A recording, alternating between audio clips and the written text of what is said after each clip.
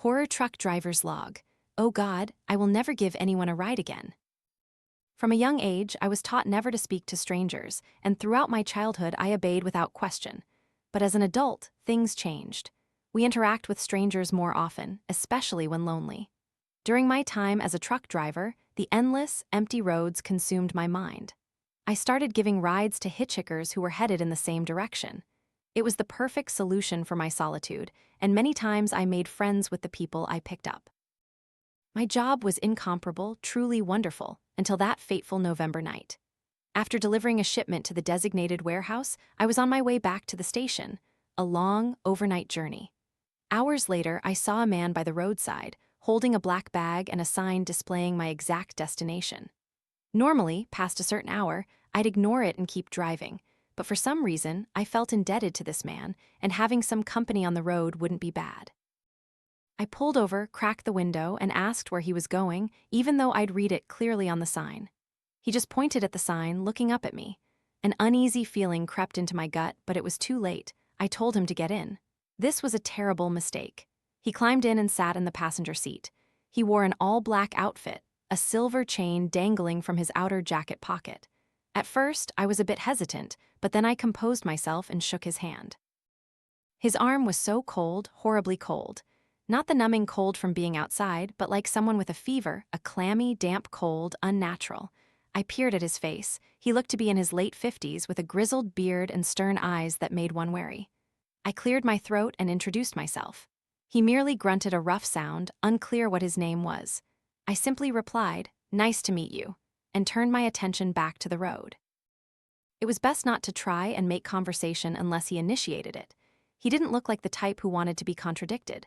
A few minutes later, I started noticing how he kept rummaging through his bag. The clanking of metal grated on my ears. It sounded very strange. I drove for another hour or so, and he still hadn't stopped rummaging. I also noticed he had been staring at me for a long time, sending shivers down my spine, making me terribly uncomfortable.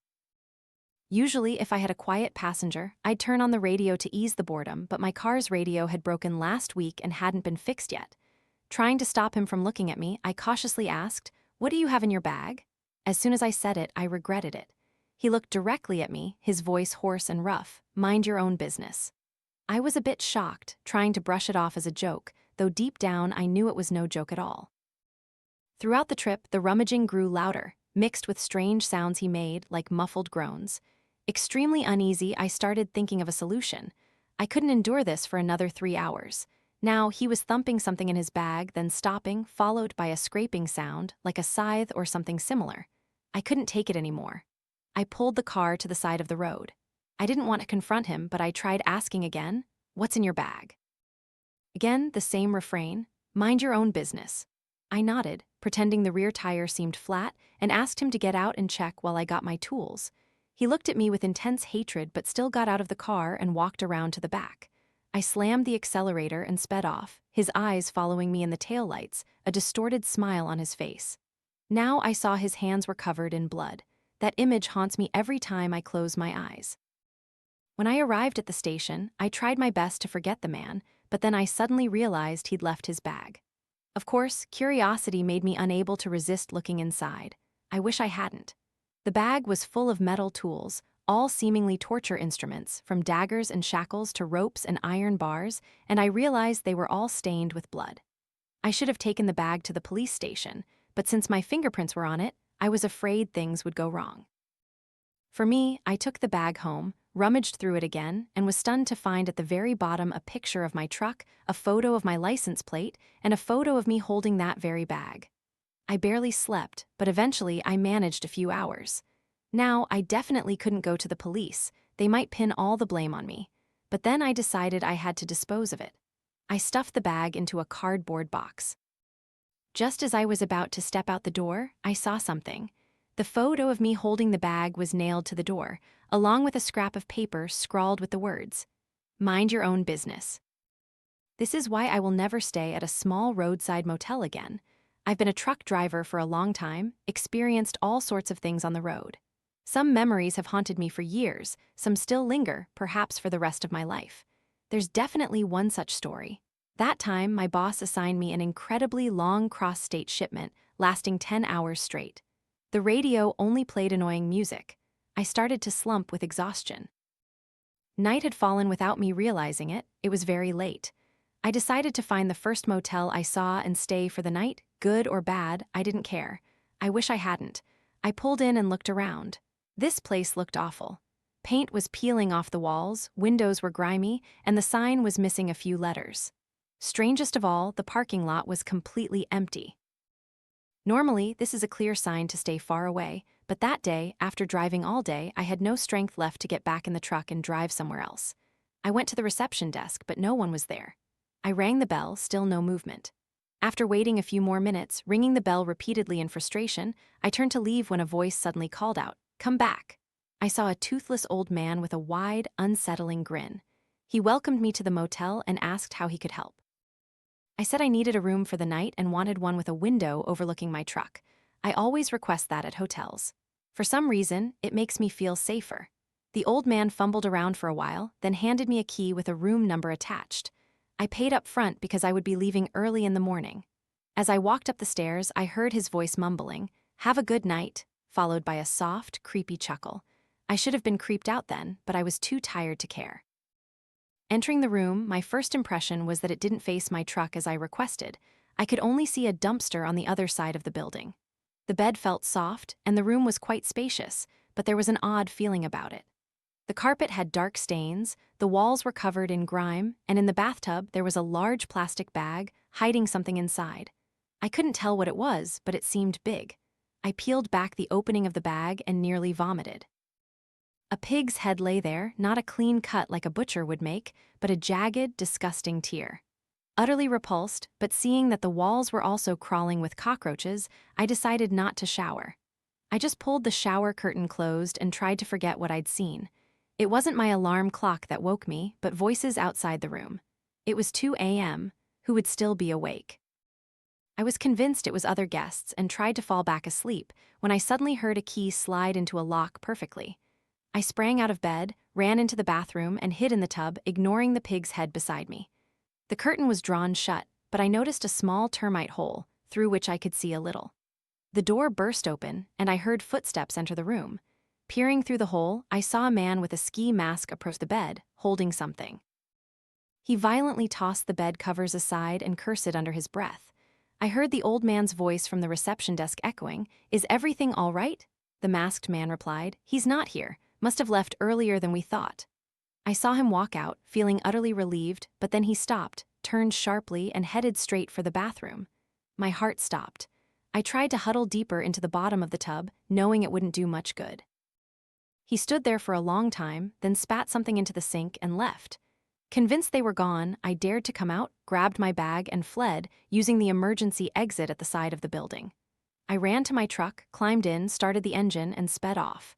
As I was about to leave, I glimpsed a silhouette behind a window, staring at me, a hideous, toothless grin on his face. I didn't look back. I just drove as fast as I could.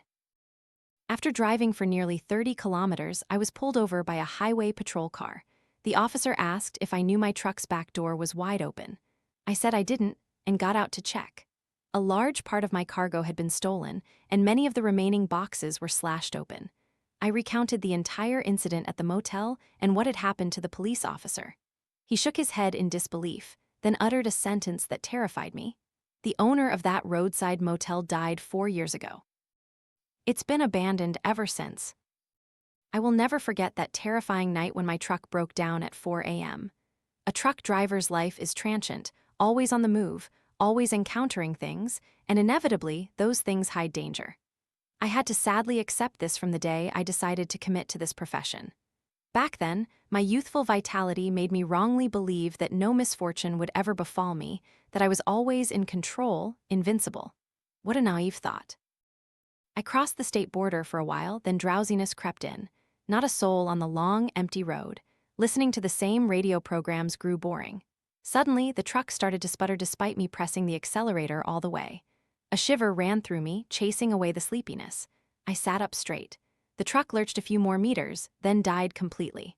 Confused, I sat in silence for a long time before unbuckling my seatbelt and stepping out. The harsh truth hit me. I was out of gas. I was furious with myself for my absent-mindedness, suddenly remembering the warning beep from earlier. Just as I was about to call my boss, I heard a voice behind me. I spun around quickly, ready, holding my phone up as if it were a weapon. A man slowly approached in his 40s with flecks of gray in his hair, a patchy mustache, and what looked like chewing tobacco in his mouth. He walked with a slight limp. "Out of gas, huh, buddy?" His voice was hoarse. He slowly walked towards me. I shrugged, saying I was fine, and turned back to my truck. "There's a place not far from here where I can get you some gas," he offered. I didn't trust it. Too many things felt off. Why was he wandering in this desolate place, at this exact hour, right when my truck ran out of gas? I told him I had spare gas and he didn't need to bother. I locked my truck doors, just hoping the man would disappear from my sight. I saw him disappear behind the trees by the road. I called my boss, who said he'd sent someone to tow the truck, but it would take quite a while. Exhausted, I fell asleep right in the driver's seat, feeling a bit safer with the doors locked and the man no longer lingering. I woke up from a fitful sleep, realizing the truck was moving. At first, I was bewildered, then remembered the rescue. Still, it felt strange that they hadn't woken me up, but I dismissed it. Maybe they had called and I was just too sound asleep, plus the doors were locked. Looking outside, it was still pitch black. I tried to figure out where I was on the road. No road signs. How could I tell? I cracked the window and yelled loudly towards the tow truck. "Hey, where are we going? Why isn't that guy taking me straight to a garage?" After a long while, the road suddenly veered into a desolate, rural area, almost straight through a forest. A large warehouse dimly appeared in the distance. It seemed the truck was heading there. Unable to get the tow truck driver's attention, I called my boss to see what was going on. He sounded utterly confused, saying the rescue team wouldn't be there for another hour. At this point, I was truly furious. I yelled, "Then who the hell is towing my truck?" My boss quickly called the police and told me to find a way to escape. So I immediately threw open the door and jumped out. A little out of breath, I lay there recovering for a moment. The tow truck also screeched to a halt. The driver must have heard the door open. I scrambled up and immediately ran, not knowing where I was, just running. I looked back and that face terrified me. It was the same man from earlier. He spat out his chewing tobacco and jumped out of the truck. My heart pounded like a war drum, but I kept running in a direction. A dry gunshot rang out. I tumbled to the ground, quickly crawling and hiding behind the nearest tree. The man stomped forward, yelling for me to surrender. Though he couldn't see exactly where I was hiding, he must have had a good idea. I dragged myself to a log, holding my breath as much as I could. The man was very close, shouting, "Come out now, I'll give you a quick death." At this point, I was completely helpless. Any more movement and he would hear me breathing. He stopped right next to the log, scanned around, then suddenly ran off in another direction. Breathing a sigh of relief, I peeked out, only to meet his gaze about 100 meters away. I risked everything, sprinting back towards my truck, diving under it. Bullets rained continuously against the metal chassis. There was no escape, he was here. Just as I thought my time was up, a siren wailed in the distance. The man cursed and vanished into the forest. I struggled out from under the truck, meeting the police officers who had just arrived at the scene. 2 of them immediately went to pursue the man. They asked what had happened and took me to the station for a statement. I recounted everything in detail, including the warehouse I was almost dragged to. That place had been sealed off. When I inquired about what they found, the officers told me it was best I didn't know. I could only shiver imagining what would have happened to me if I had lingered in that truck that night. One thing I am certain of is that man is still at large, outside the law, and I can only pity any poor soul who unwittingly crosses his path. I wish I had never seen that thing lying by the roadside that day. As a truck driver, I travel to many places I don't want to go. As a truck driver, I see many things I don't want to see. As a truck driver, I experience many things I don't want to experience. But these challenges are what have made me who I am today, and that's why I love this profession. I don't know what awaits ahead. However, not knowing also means not being able to prepare, and there are times I couldn't choose the right way to react, couldn't choose. Back then, I was in England, waiting for a shipment north of the country. It was pitch black with only a few scattered stars. For some reason, my eyes kept drooping, and my hand kept fiddling with the radio. A few minutes passed like this.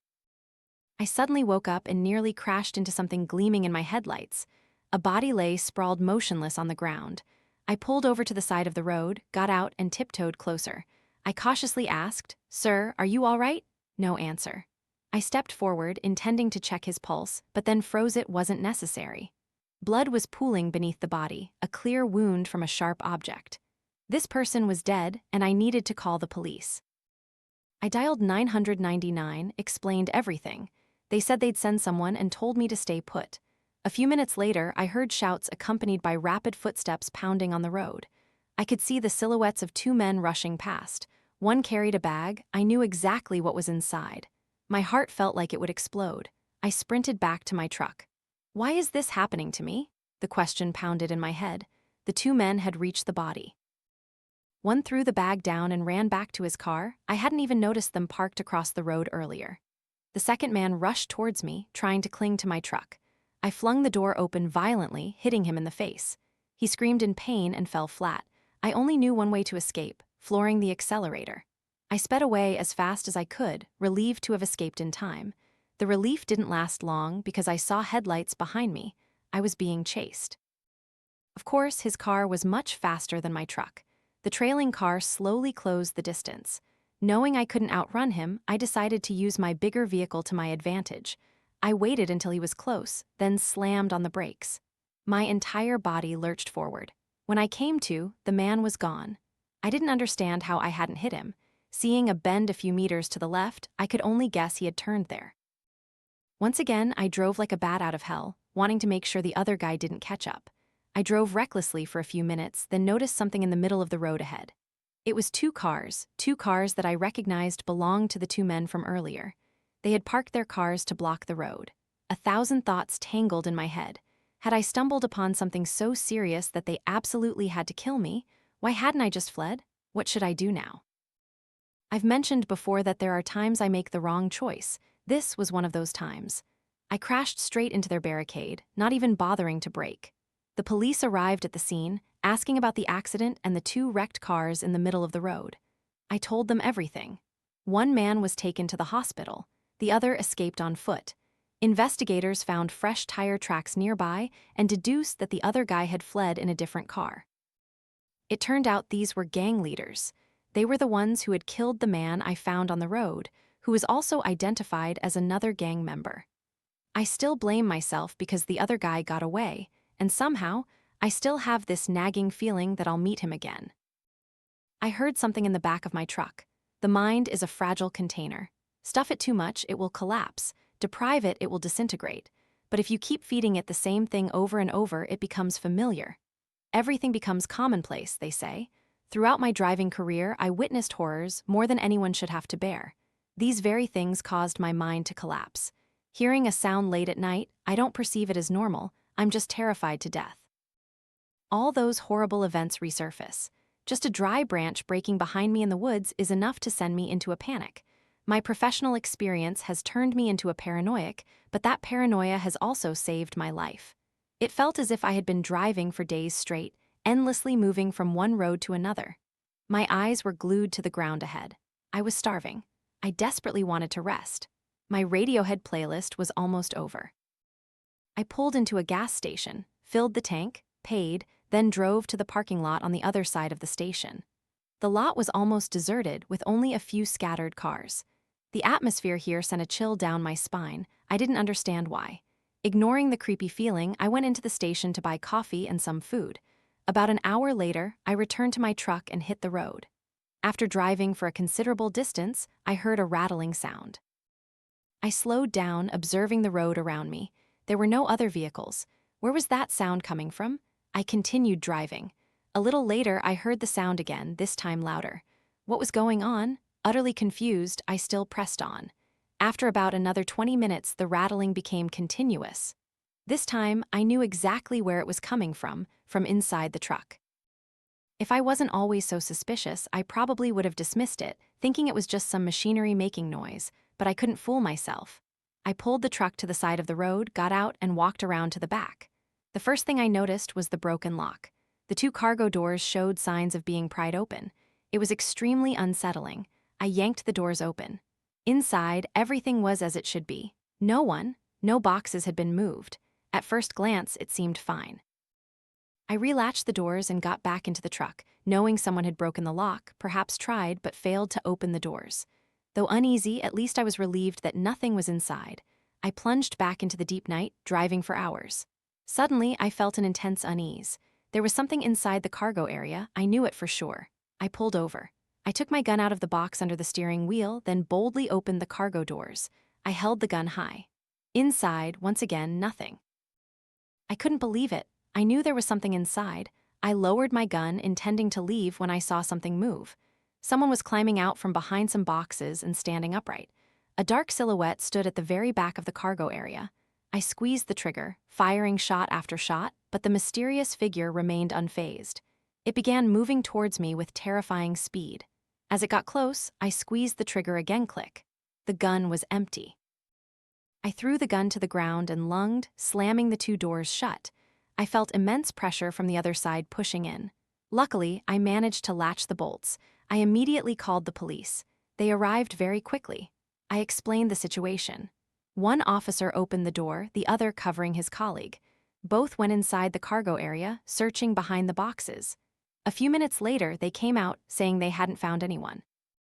But there was one notable detail. They discovered a carving of a body with a slashed throat on the innermost box. The knife was still embedded. They checked for fingerprints but found nothing. A few weeks later, I was driving down the road when I heard the rattling again. This time, I didn't have the courage to look inside. I just told myself it was my mind playing tricks. God help me. Yes, something had followed me for 200 miles through the mountains. I haven't posted anything new because I just got back from a work trip, and something terrible happened to me during it. Just closing my eyes makes me fear that things from the past will return. The incident during my recent shipment made the past even darker. My mind tried to suppress everything, but a part of me whispered that it wasn't over, that the figures that used to haunt me would return. I was waiting for a shipment through the mountain range. My phone had no signal, the radio was silent, only the sound of nothingness. For miles and miles, it was just me, my truck, and the road ahead. It was refreshing, exactly what I needed after years of being haunted. I pressed the accelerator, wanting to get out of the mountains before dark, but at this rate, it would be difficult. A little later, I really had to go, so I pulled the truck over. As I was relieving myself, I noticed something in the distance. It was the first time I had ever seen it. The creature looked like a large man. I was about to call out, but then realized something was wrong with its face. I slowly understood that this was no human, and the shocking part was, it wasn't like any animal I'd ever known either. It looked directly at me. The silence of the last hour was finally broken by a loud cracking sound as the creature lunged straight towards me. I sprinted back to my truck, quickly got into the cab, and fumbled the key into the ignition. The feeling of calm had vanished. I floored the accelerator, something I've had to do a bit too often lately. As the truck started to roll, I saw the creature burst from the bushes onto the road, right behind me. I sped up, but so did it. Finally, the truck reached about 20 mph. I looked in the rearview mirror and saw it still standing in the middle of the road, staring after me with a furious expression. If that could be called a face, it was probably one of horrific deformities. It had a human body, but its posture was like a wolf, standing on two hind legs. Its face was too large, eyes asymmetrical, and mouth recessed. I shook my head and kept driving. Another trauma for my mind to bury, another reason for a therapist to confirm I was crazy. Another long stretch of road. Finally, the mountain range was almost over. Night had fallen. I had almost forgotten what I had just witnessed. The radio started crackling. My phone also showed a signal. I felt relieved for the first time in ages. I even smiled. The smile died on my lips as I glanced out the window above a towering rock by the road. The silhouette of the man appeared, clear as day. His head was turned, fixed on my truck. My heart dropped to my stomach. My fear intensified as I saw him jump off the rock, hurtling down the hillside towards me. How could he get here so fast? There's no way a pedestrian could get there before me. But at that moment, I was too confused to think straight because he was almost catching up. I accelerated, but the truck was too slow. The man was close, almost grabbing the back of my truck. I saw a bend ahead. Looking in the rearview mirror, I saw him about to jump into the cargo area. Immediately, I swerved the steering wheel hard. The creature was thrown off to the side of the road. I drove for many more miles through the thick night, realizing the radio had stopped crackling and my phone still had no signal. I must be out of the mountains, right? I pulled over to check the map, and to my horror, I discovered I had taken the wrong turn. I had followed the signs to a board that read Road 9. Thinking back, that sign was warped, crooked, and upside down. How foolish. I should have realized it was a detour because if the sign was facing the right way, it would have pointed in the opposite direction. At the time, I was too panicked to notice anything. Looking at the map, there was no place ahead to turn the truck around. With a sigh, I got back on the road. As I drove, I had a feeling I saw something in the trees. Every now and then, I would glimpse something along the edge of the forest, but only every few miles. I didn't want to think about what it was. After what felt like an eternity of driving, I reached a turnoff and began to turn my truck around. As soon as I completed the turn, I trembled with fear. It was standing in the middle of the road, right in front of me. This time, I saw it more clearly. He was indeed a big, tall, muscular man, and his face was just as I had seen it before, horribly disfigured. It advanced towards me, moving very quickly. I didn't know what to do. I couldn't stay here, and I couldn't go backward. I locked the truck doors and pressed the accelerator, hoping to scare it off. At one point, I thought I succeeded because it started veering to the side. Then, I heard it clinging to the passenger's side. I pulled the key from my pocket and locked the door, just in time. The sound of the door handle being violently yanked was chilling. Just half a second slower, and he would have been inside my truck. I cursed and floored the accelerator, speeding away. The man pounded on the window, thud after thud, each one making my heart skip a beat. This was the most terrifying moment of my life. For some reason, I cracked the window open a little. Immediately, he thrust his arm in. I frantically rolled the window up. He screamed, pulling his hand out, and I swerved off the road. I continued to drive, never once looking back. Once I reached the main road, I turned the radio up full blast. Seeing other vehicles, I almost cried with relief. My phone had signal. I called my boss and told him everything. Of course, he didn't believe me, just told me to take a few days off and that he'd book me an appointment with a psychiatrist in the morning. On the crowded road, I felt incredibly safe. Perhaps I had never loved traffic jams so much. Lying in bed that night, I tried to sort everything out. I glanced out the window again and thought I glimpsed something looking in, but surprisingly, I slept straight through until morning, for 16 hours straight. I will never drive on mountain roads.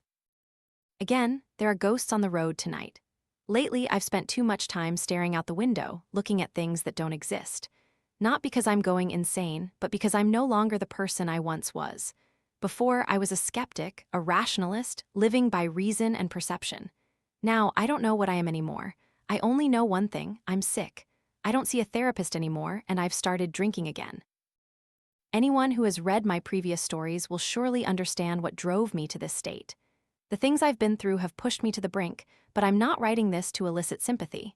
I'm writing because I need to unburden myself. I can't keep them locked in my head for another second, or they will tear me apart. Since becoming a truck driver, I've experienced many things. Some stories, when I look back, make sense, perhaps. Others will forever remain a mystery. The story I'm about to tell belongs to the latter. It was late, as usual. I had been driving for hours. The deep night had long swallowed the valley. The static of the radio lulled me into a hypnotic state. My foot on the accelerator, my mind wandered somewhere far off. For the past 100 miles, I must have been in this state, staring into the endless abyss of the open road. Suddenly, I snapped awake. Someone was standing right in the middle of the road ahead. I wanted to stop, wanted to slam on the brakes, but I couldn't. My foot felt frozen. In horror, I watched as my truck hurtled straight towards it. I braced myself for the grotesque sound of bone shattering against metal, but I waited and heard nothing. No impact, no scream, no screech. Only utter bewilderment and the question of what had just happened. I didn't look back. I let the truck continue to plunge into the night. Many hours later, I had to stop. I couldn't drive anymore. My eyelids were heavy, and it wasn't safe to keep going. I reclined my seat into a makeshift bed and fell into a deep sleep. A terrible nightmare of silence and sickness consumed me. Alone on a desolate mountain range, a roaring sound echoed like a landslide. The ground began to shake. A frantic pounding descended from above. The sky turned a deep red, as if blood had splattered everywhere. The pounding grew louder and louder, transforming into a guttural roar, thunder rumbling as if war had broken out. I jolted awake. The pounding wasn't in my head, it was coming from outside the truck. This was the most furious sound I had ever heard, the primal scream of pure rage. I grabbed my gun and crawled to the passenger window. The silhouette of a figure stood there, looking in at me. I could only make out its general shape, no distinct features, but it was very tall, strangely tall. It stood in a slumped posture, like a withered flower. I raised my gun, aiming it directly at him. It seemed to dissolve into the dark night, fading until it vanished. I got into the cab and drove on until I saw the first light of dawn finally breaking through the sky. I felt a profound sense of peace. When I reached a gas station, I got out of the truck, almost sobbing. I filled the tank, paid, still utterly unable to comprehend what had happened the night before. Why was I, of all people, facing such demonic things? Standing there, looking at the side of my truck, I groaned. Etched deeply into it were 4 words: "You will not rest."